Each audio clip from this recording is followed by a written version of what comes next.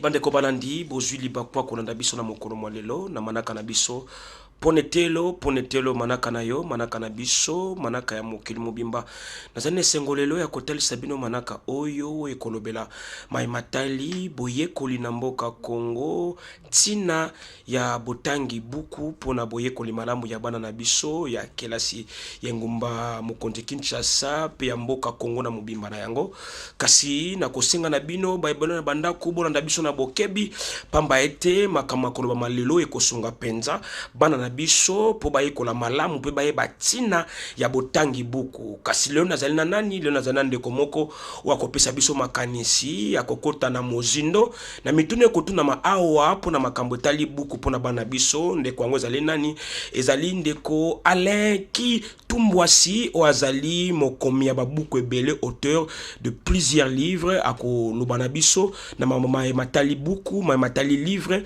po na botangi malamu ya bana na biso ya mboka Kongo ndeko Alain Kitumbwasi mbote na yo.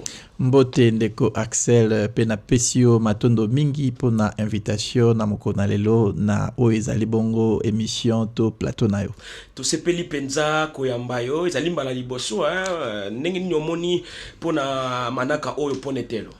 Ba liboso ezali pemba la sukate yambo na pesi d'abord matondo mingi na bakambia edict TV edict radio na moni mosala pende kobi makasi évolution et mati vraiment félicitations na emoko Oazali directeur général na bino awa na moni pe équipe technique mobimba mosala kitoko makasi na yo moko pe na komona na plateau vraiment félicitations 565 par rapport à évolution parce que je me souviens que na banda ki koya awa mikolo l'équipe ça que kozala 5 ans ou 4 ans en arrière on a moni lelo ezali peda makambo asika et puis coup de chapeau na mokonzi oya bino awa directeur Gishungu.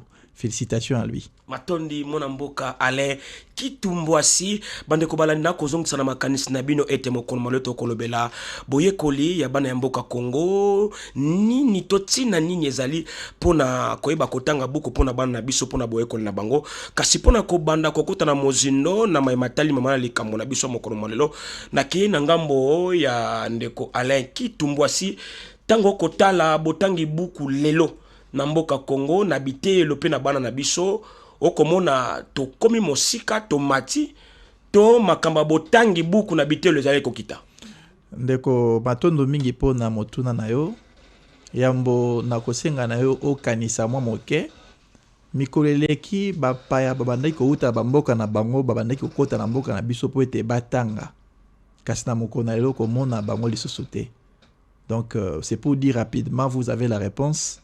Le lenge to bandai ko sala kala na lo lenge ya lelo ba lo lenge mi bale wana eza vraiment ko kesena makasi na tango ya kala bato bandai ko uta bamboka misusu bazoya ko kota na ba université na ba etelo na biso ba professeur ya mboka na biso ba ko bima ba ko kende libanda ba ko pesa malakisi puis ba ko zonga mais lelo e komi vraiment eloko mosusu ezali bongo bo keseni makasi pona nini qualité ya enseignement ekita makasi ekitite mais ekita makasi ba raison ezali ebele donc par rapport à votre question c'est un peu ça la réponse. Les niveaux qu'on avait dans les années passées et les niveaux que nous avons aujourd'hui, les deux niveaux sont vraiment très différents. Donc aujourd'hui notre pays a perdu son repère. Notre pays était une référence où les gens venaient vraiment pour passer des bons moments, apprendre beaucoup de choses. Mais aujourd'hui, c'est le contraire. Donc, on a perdu ce qu'on avait dans le passé. Alain Kitumbwasi, tina linini ya bokiti kokita ya kozana bolingwa kotanga buku na bitelo même na bitelo alikona ba université ba étudier batanga rasu ba buku te ba bibliothèque koma polele ko kendo ko mona ta étudier moko te tina kokita on ezali nini kozanga to balakisi na bitelo ko tindika bana te ba bana kotanga ba buku ndeko accès nako ya nola ete ba raison ezali ebele ba raison ezali ebele moto na moto ali na ndambo ya responsabilité na e. Donc l'état na ndambo na ye baboti bana ndambo na bango balakisi pe bana bango moko mais oyo ngai na yebi mwana esengeli ayekola kotanga tango azana no mwana moke kotanga buku ebandaka tango mwana azana na inconscience moko boy abandi yango na inconscience ti ya kokotisa yango na conscience na ye nde kokoma ezaleli ya mutu. Comme on dit, les caractères se forgent. Ce n'est pas que mwana moko akoti kelasi na première année asimba ta buku mbala moko te, deuxième année asimba ta buku mbala moko te, troisième année asimba buku mbala moko te, bo mwana wana nyonso ti ya kokomaka na sixième année asimbaka buku te, sikoyo olingi ntango okoma université asimba buku amesani nango wapi?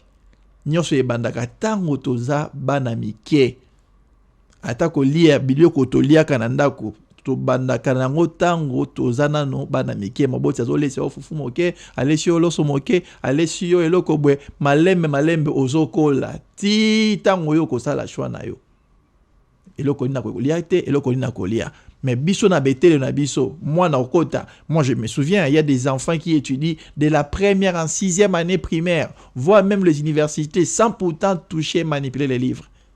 Comment voulez-vous que cet enfant ait le goût du livre à l'université? C'est quasiment impossible. C'est comme ça que nous disons, esengeli na mwana abanda ko salela beaucoup à partir de la première année primaire.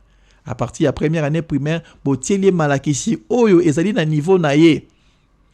Certainement, les enfants sont plus attachés aux images. Mais tant que lakisi mwana omoni elilingi oyo elakisi likambo boy. Elilingi oyo bakoma ngo lelenge boy. Mwana zokola malembe ti okomona tango zoko mokolo amesani déjà na livre. Et ndenge pona bandeko ya famille te. Soki mwana tango zoko na libota yo kenda kotala banoko to tala ka batanti te ovanda na bana kana ndako.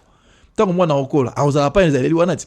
Awuzaka nizale wana nde omona mwana komi kovanda ye moko metango okolisa mwana lelo toke kotala koko lobi toke tala noko lobi toke tala cousin tel mwana komesana na bato. Donc mwana ebongi na ye amesana na buku tango atano no moke à partir de la première année primaire, j'insiste. Mais ndeko ale ki tumbwasi lelo tango koloba ke mwana ebongi amesana na kotanga buku tango ali mwana moke me bakoloba bino pe bakomi babuku boko tia babuku talo makasi eko sunga te moboti wako zo lifuti moke na lifuti moke wana tango mosusu lifuti na ye na buku ofa somba ezali ndambo ya lifuta ne mobimba akosomba buku ndenge ni bon likambo ya talo ke mosika ndeko accès parce que likambo ya talo etali conjoncture ya mboka. Mokomi tanga komi makambo ezalaka ebele na kati. Ngai na komi mokanda, mais ezoko senga pe na moto o esengeli ye a imprimer yango azo makoma na nga wana ati yango na papier. Kotia na papier akotala pe ba dépense ya machine ene ko calculer te papa mona mosolo na saleli yo futanga autant. Yo pe tango ba ko futa wana otali pe pour que ngana soit ata moi 5 fois ata moi 10 fois na kotia ngo combien. Tout ça ça fait partie des processus. C'est comme ça que parfois, les gouvernements se portent garant, il y a soit prise en charge, il y a manuel scolaire. Mais en parenthèse aussi, selon le gouvernement, moi na kelasi, beaucoup mon côté, beaucoup mon côté, bana misato. Soko tangi na otali ningo tanga kala tango to baneko so ba don ya Belgique don UNICEF apesi beaucoup o mona beaucoup wana bovani na ba ndenge bovana ki misatu buku eza moko bino misatu bozo kotala moningo aza na katikati nde wana tanga azobalola fei yo kuno zo kotala kaka bongo biso siko na makanisi na biso ezali malamu moboti nde azwa charge ya buku ya mona na ye tozonga pe étant responsable et kozala vraiment pasi makasi pona l'état ya Congo asombela bana ya mboka mobimba bisika banso bazali babuku to mitia pe na pasi ya l'état te akozwa mbongo kofuta d'abord balakisi wapi po asomba susu babuku pona bana nyonso chaque année.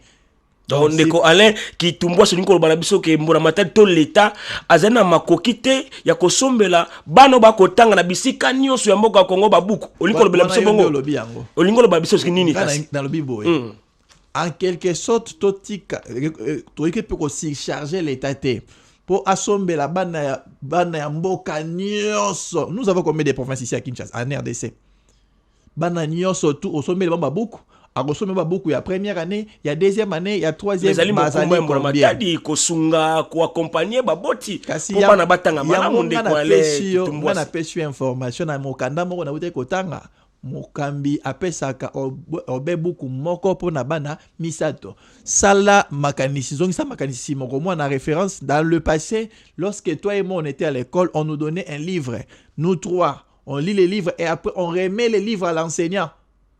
Personne ne peut aller avec ces livres-là à la maison. Vous remettez les livres à l'enseignant. Le lendemain, si l'enseignant veut, il vous donne encore les livres. S'il ne veut pas aussi, tout dépendait de lui. Mais moi, dans mes pensées, dans mon évolution scientifique, moi, je propose ou je souhaite que moi, na moko azalaka na buku na ye. Akendaka yango na ndako a travailler. Azongi yango na eteleo a travailler wana. Bonde moi na komesana. A komesana na livre. Oyebi ete bomba bomengo. Po na congolais tia yango na makoma. Ozomona ezolakisa ete niveau na biso par rapport à attachement à écrit toza musika. Donc c'est comme ça que moi je souhaite, je l'ai dit avec sincérité et cœur, il serait mieux que les enfants de la première, deuxième, troisième, toute l'école primaire, qu'ils aient chacun un livre. Yango na kota na makanisi na mbala mona tuna motuna o nambula boni esengeli mwana abanda kotanga buku. Ndeko na ngai motuna wana na sepe na makasi mingi. Ndenge nali koloba bato mingi na bandako bakoloba 5e année, 6e année. Mais j'essaierai vraiment déçu de vous décevoir là où vous êtes. Moi na esengeli aye kola kotanga abanda pe kotanga na première année primaire. Ndeko ale okoloba bosolo to koloba kaka po ozali mokomi babuku. Pa po ete na mokomi babuku te po ete na tangisa bana. Natangisa na première année, natangisa na deuxième année, natangisa na troisième, etc. À partir de la première année, un enfant doit sortir de l'école pour entrer en deuxième année tout en maîtrisant la lecture élémentaire. Par exemple, Lily a un lit. Un enfant de la première année peut lire ça. Papa ou tata a tout tété. Tata a leiloso. L'enfant doit lire ça en première année. Ce n'est pas en deuxième. Donc la lecture élémentaire, moi na esengeli na e atanga à partir de la première année. Matondi ndeko ale na ebite. Merci beaucoup. Tango koloba mwana bongi atanga na première année. Mais na première année mwana nambula nini? Aina makoki nini ya koyeba kosangisa ba lettre to ba lettre ndenge lo ba makana lingala makasi po yeba koloba makambo ko muna malamu ndeko. Loko mitina sika ya bana te. Na uti koloba awa otie image na combo. Quand vous mélangez les images avec le nom, l'enfant peut avoir la référence. C'est tout. Au telemiwana, obisi mwana, combo nana ni papa. Tala neba komaka papa. Ozui P A P A. Mwana kotanga papa. Lelo olakisi yango lobi olakisi yango mekole kolanda. Mwana kokoma papa. Magie eza wana te. Olakisi mwana oyo etabe. Mwana moni etabe yango soki pe sengeli alia aleye etabe yango olakisi omonde bakomaka etabe eza E T A B E lelo amoni yango lobi ameki kokoma lelo amoni yango mwana tia kosisa kelasi akoyeba kokoma te akoyeba kokoma ndeko. Donc apprentissage c'est aussi question de qui apprend molakisi aza nani parce que balakisi pe lelo bango pe biso pe toza pe par il y a échec scolaire ya bana. On fait partie. Parce que tout ce qu'on a sabana, au lieu qu'on a qui na image, au benga matériel didactique. Parce que y a un plus makasi intuition. Moi na amoni yango l'image reste. C'est à partir de cette image là que l'enfant peut créer. À partir de cette image là que vous pouvez facilement inculquer la matière. Tant on a qui moi na oyo azali likaku. Moi na moni likaku. On a qui moi na tane bako makalikaku. Ozui L I K-A-K-U tanga likaku mwana tangi lelo atangi lobi mbala koya kokoma yango na ebite ndeko ale makambo koloba kaka pona bana o bazani ngoma mokonzi Kinshasa to kotala pe bana o bazani na ba province pona za bisika mususu na libanda ngoma mokonzi Kinshasa bana batanga na li France te batanga kana ba mboka na ba loba to balangi o babotameli tango koloba bongo oko kanisa nini pona bano babotameli na ba province tikana ya nulayo etelo ali boso ngana tangi saka ezaki na intérieur Mouvandaka no kulonga na Kikongo. Voilà. Donc, voilà, j'ai enseigné ma première année, la première école à l'intérieur. C'est-à-dire que si tu lis le programme national, on nous demande d'enseigner dans nos langues d'environnement. Le problème ici à Kinshasa, c'est parce que nous sommes dans une province remplie de langues. C'est ici qu'il y a un quiproquo. Mais ailleurs, ce n'est pas le cas. Lorsque vous habitez dans un village où on parle le Kiyombe, mais l'enfant à l'école primaire, il doit apprendre le Kiyombe. C'est ça. Si vous avez un livre certainement écrit en français, c'est à vous, l'enseignant, de savoir comment interpréter les mots papa qui yombe, les mots maman qui yombe. L'enfant connaît ces mots-là à la maison. Il suffit seulement de lui montrer comment lire ces mots, comment les traduire en français. Et la traduction vient lentement mais sûrement. Donc c'est un peu ça. Donc ce n'est pas question que non, parce que nous sommes à Kinshasa, M. Arcel.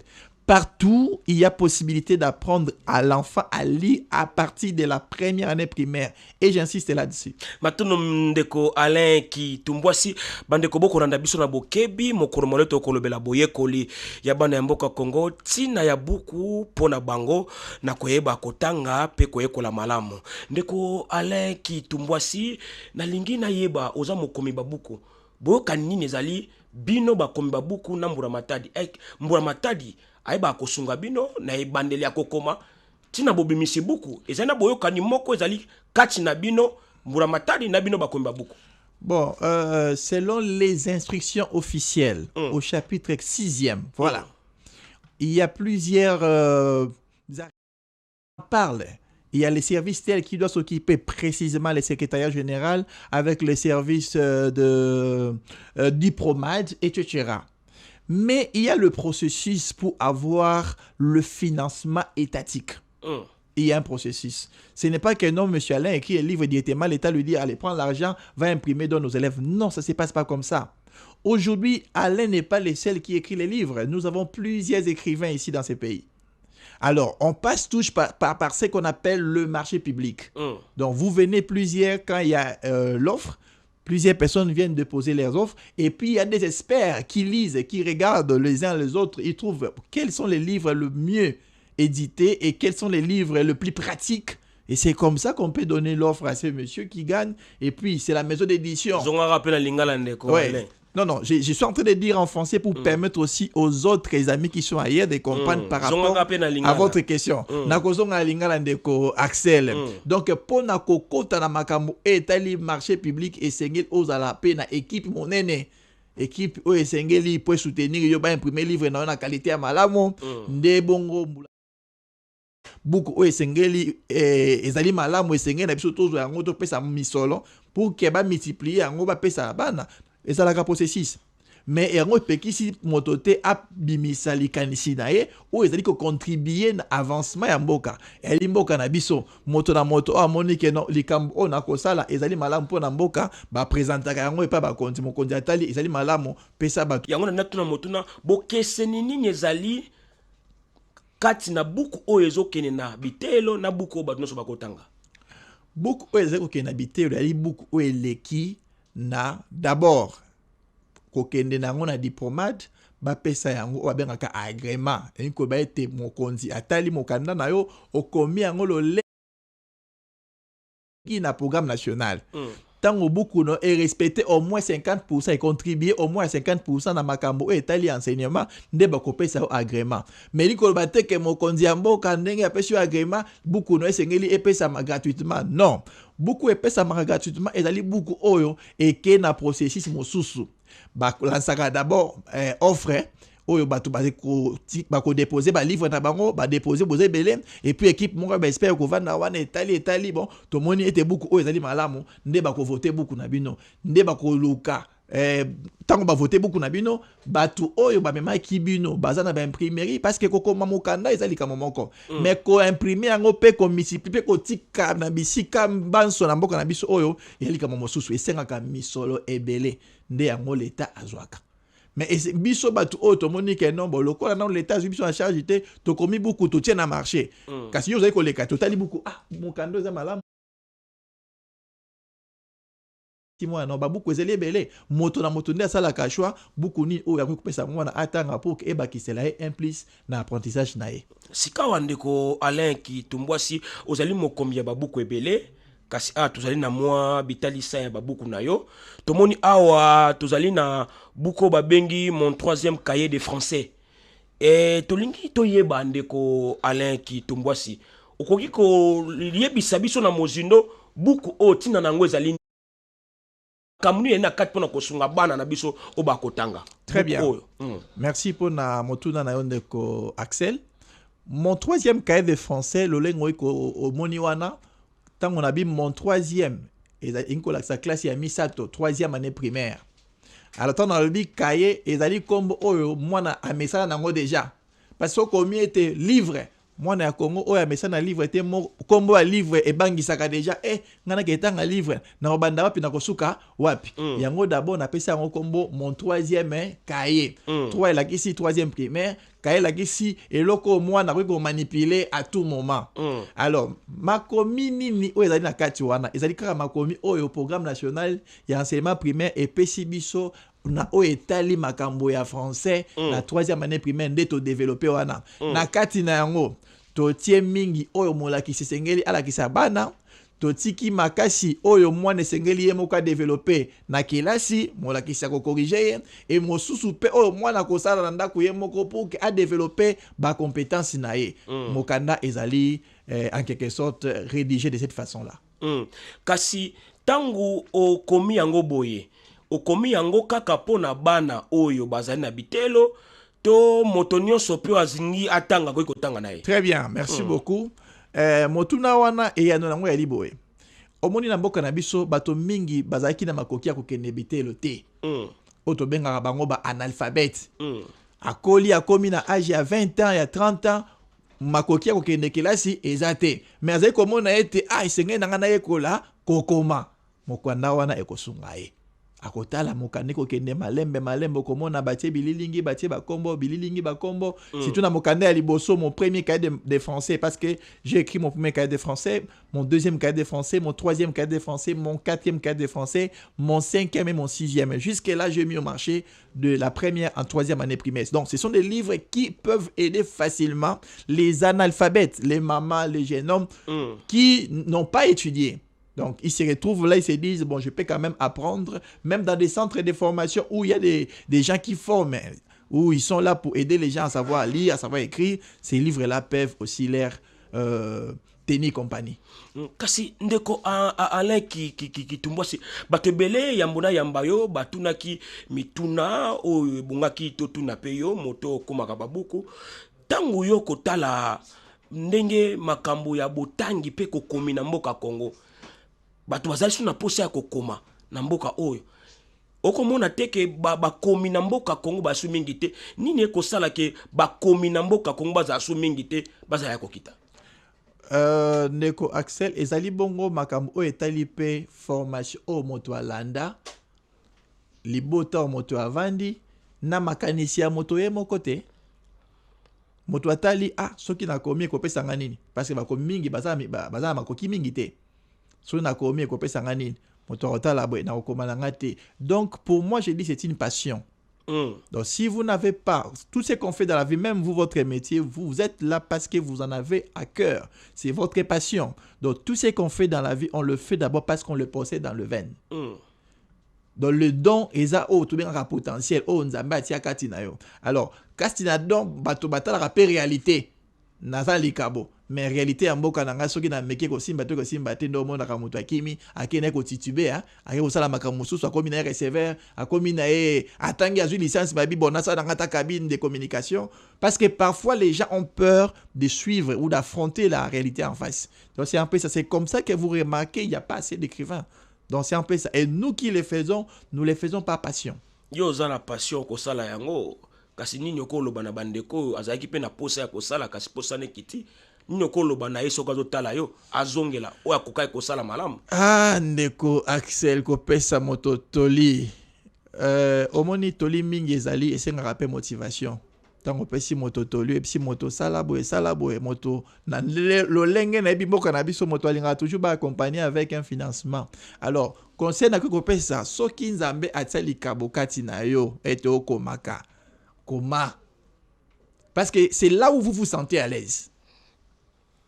On est mieux et on travaille bien là où on se sent à l'aise. On peut te mettre dans une fonction, Axel, on te dit tu es président de tel organisme et que si tu ne possèdes pas le potentiel pour gérer cet organisme-là, tu ne vas pas te sentir chez toi. Donc c'est un peu ça. Donc, mais je conseille aux gens, vous qui vous sentez en vous les goûts d'écrire, de partager les savoirs que vous avez dans votre cerveau, dans votre subconscience, etc. Présentez ça. mettez ça par écrit. Cherchez aussi comment mobiliser les gens, parce que c'est aussi ça. Après avoir écrit, il faut parler aux gens. Certainement, nous sommes dans un pays où les gens gens n'aiment pas lire. C'est lié par rapport à l'éducation apprise dès les bas âges. Mais nous sommes censés fournir les efforts pour apporter une rénovation. Avoir une génération qui se donne aux écrits, une génération qui cherche à savoir quelle vérité écrite dans le livre, quel savoir qu'il faut récupérer dans les livres, etc. Tozokoma na suka ndeko Alain Kitumbwasi kasi motuna o ezomima biso penza na suka boye ya IA intelligence artificielle ekoki kozala moko ya batina o ekokitisa posa ya botangi buku kati na bana ya kelasi pe bano bakotanga na bitelo likolo. Nakolo ba réponse citoyenne ezali bongo te, ezali non. Po ete IA azali motote, azali application oyo basali yango lokola Google a répondre kaka na makanisi na yo. Otuni motuna iya koluka po motuna na yo za motuna liboso te. Oza moto liboso to tuna motuna wana bato batunaka mituna wana bazali. Alors biya no pe pesa ma bisika baso ezali. Iya kosala ni akolukela yo kaka alukeli yo na gauche na droite amemeli yo yango. Et cela ne veut pas dire que toi tu restes paresseux mentalement. Non. Donc moi j'encourage aux gens qui aiment la lecture de continuer à lire, mais de ne pas donner tout à une intelligence qui est artificielle. Parce que l'intelligence naturelle domine sur tout. Cette application a été créée, fondée par un homme. Je me fais comprendre. Donc, si un jour, les mêmes hommes que nous sommes, on s'est décidé de ne plus utiliser, l'application un jour aussi finira par se détruire. Donc, c'est un peu ça. Donc, biso bato, oyo tozali motuya koleka nyonso oyo ngai moto na kotia la société. Donc l'homme est plus important que tout ce qu'il met dans la société. Donc ce que tu mets, ça ne peut jamais être au-dessus de toi.